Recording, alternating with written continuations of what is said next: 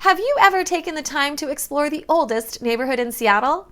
That's Georgetown, and that is the neighborhood we are highlighting next.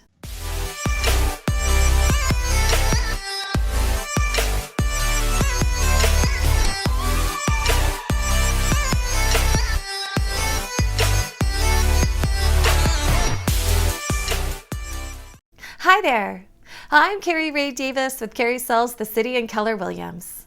I have lived in the Puget Sound region for over 2 decades now. And being a licensed broker here in Washington State, it's important for me to keep a pulse on the different neighborhoods and different towns that there are here, as well as all of the awesome things that there are to do here. If you are looking to buy or sell or relocate to the area, please let me put my expertise to work for you. Go ahead and hit the subscribe button and check back to my channel every Wednesday where I have new videos on different topics, and please go ahead and reach out to me directly if you'd like to talk further. Today we are highlighting the oldest neighborhood in Seattle, which is Georgetown. This neighborhood is located south of downtown Seattle and SoDo, with the border of the Duwamish River on the west, Beacon Hill and I-5 to the east, and Boeing Field to the south. Georgetown's first settlement was founded on September 27, 1851, when Luther Collins and the rest of his party were able to build permanent structures and have a successful farming community all within the first year of settling. Through the years, Georgetown was a freight hub here in the Northwest. Also, the soil along the Duwamish River turned out to be extremely fertile and wonderful for growing hops. With the German immigrants that had moved into the area, Georgetown became the 6th largest beer-producing district in the world, with the start of the Georgetown Brewing Company in 1882. When Prohibition was enacted in 1914, that nixed the breweries in Georgetown.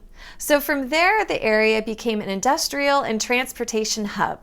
Boeing set up shop to manufacture seaplanes across the Duwamish and eventually built its first test landing strip in the 1920s, and kept expanding and constructed its new manufacturing facility for planes in the 1930s.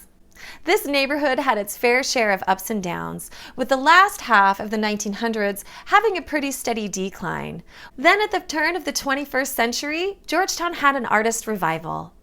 Coffee shops and restaurants were having live shows, bars were opening, and there was a bustle starting to be created in Georgetown. Today, you could spend all afternoon exploring Georgetown. There's different treasures to be found upon every turn.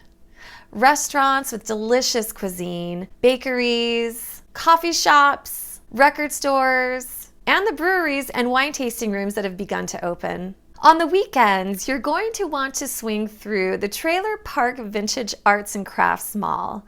Now, this is a variety of vendors and artists that have got very eclectic items and fun things and curiosities to see.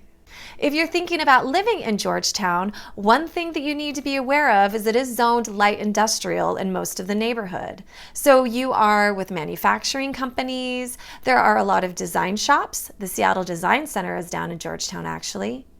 So there's a lot of industry that happens along these streets. Another thing to consider is that you are underneath the flight pattern into Boeing Field, so the plane noise is something to consider.